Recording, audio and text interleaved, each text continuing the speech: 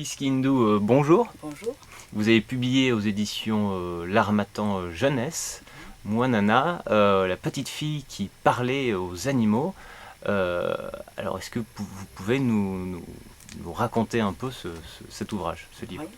Alors, lire Moi Nana, la petite fille qui parlait aux animaux, c'est se retrouver au cœur de l'Afrique centrale, dans un village fictif du Congo-Brazzaville appelé Kiyenge. Alors, Kiyenge veut dire paix en Kikongo.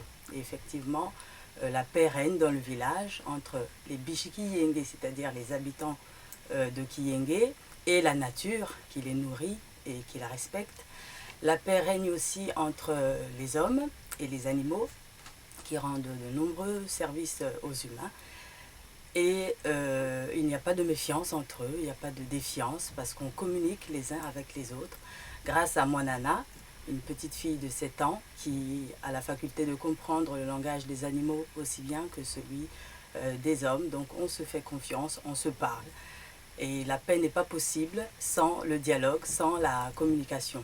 Et les choses malheureusement se gâtent dans le village à partir du moment où on écoute la rumeur, on prête une oreille attentive à la rumeur au lieu de chercher à s'informer, au lieu de se rapprocher de l'autre pour essayer de tirer les choses au clair.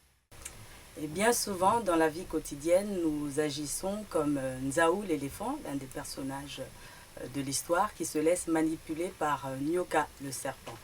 Et c'est ainsi que de belles amitiés se brisent parce qu'on écoute la rumeur. Donc on nous rapporte des choses sur une personne pour laquelle on avait beaucoup d'estime. Donc on nous rapporte des choses négatives.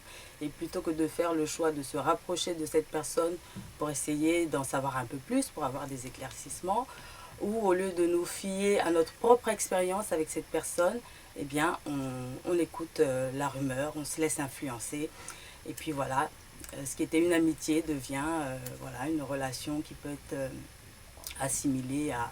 Enfin, on devient comme des ennemis, un petit peu. Et donc ce livre est un livre sur les méfaits de la rumeur, mais c'est aussi un livre qui invite à mettre au service de la communauté les dons que nous pouvons avoir. Moi Nana, par exemple, ne considère pas son don ou bien son talent comme un bien personnel qu'elle pourrait monnayer ou qui pourrait lui permettre de gagner quelque chose, mais elle le voit comme quelque chose qui peut être profitable, comme une bénédiction en fait pour le village tout entier. Et les autres habitants ne la jalousent pas non plus pour ce don, parce qu'ils savent qu'on ne peut pas tous exercer les mêmes talents, mais que chacun de nous a forcément quelque chose qui pourrait être utile à la communauté.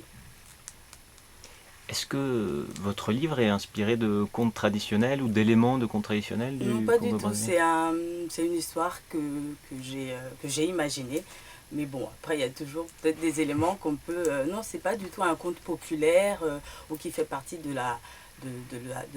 patrimoine national congolais. C'est vraiment une histoire, des personnages que j'ai inventés. En fait, j'ai voulu aussi...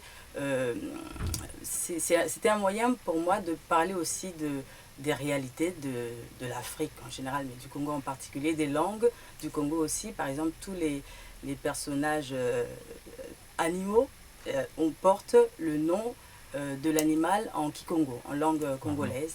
Et puis je parle de l'Afrique. Bon, à l'époque, on n'est pas du tout à l'ère des technologies modernes avec la télévision, les écrans, etc.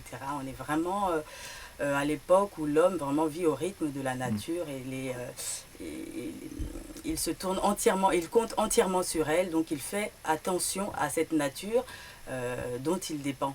Et aujourd'hui, malheureusement, on constate avec les manières de faire de l'homme que la planète est en danger aujourd'hui, parce qu'on n'écoute plus la terre, on n'écoute plus le rythme de la nature, et on met plutôt l'accent sur le profit ou sur tout ce qu'on peut gagner du point de vue financier ou économique. Enfin, bon, c'est pas tellement le débat, si vous voulez, mais c'est aussi une manière de ramener les gens à être un peu plus à l'écoute de la nature.